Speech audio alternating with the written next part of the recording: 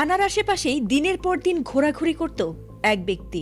আপাত দৃষ্টিতে মানসিক ভারসাম্যহীন সেই ব্যক্তিকে ভবঘুরে ভেবে পাত্তা দেয়নি কেউই, কিন্তু হঠাৎ করে সেখানে বাড়তে থাকে অজ্ঞাত মৃতের ভেতর থেকে।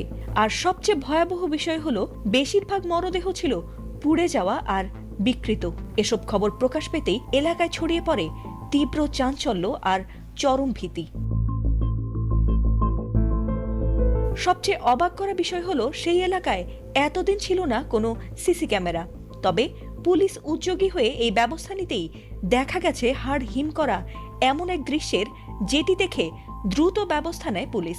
আর তাতে ধরা পড়ে যায় এক ভয়ঙ্কর সিরিয়াল কিলার। এতক্ষণ বর্ণনা শুনে মনে হতেই পারে যে এটা কোনো সিনেমার কাহিনী, কিন্তু এমন লোমহর্ষক ঘটনা কোনো সিনেমার নয়, বরং বাস্তবেই ঘটেছে। আর এই ঘটনাটি ঘটেছে সাভারে।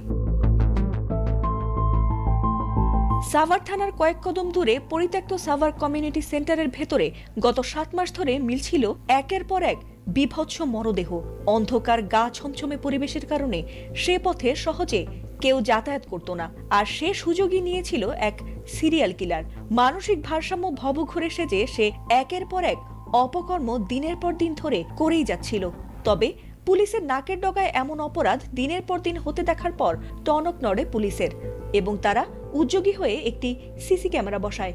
এরপর রোববার 2 জন নারী ও এক শিশুর দগ্ধ মরদেহ পাওয়ার পর সিসি ক্যামেরা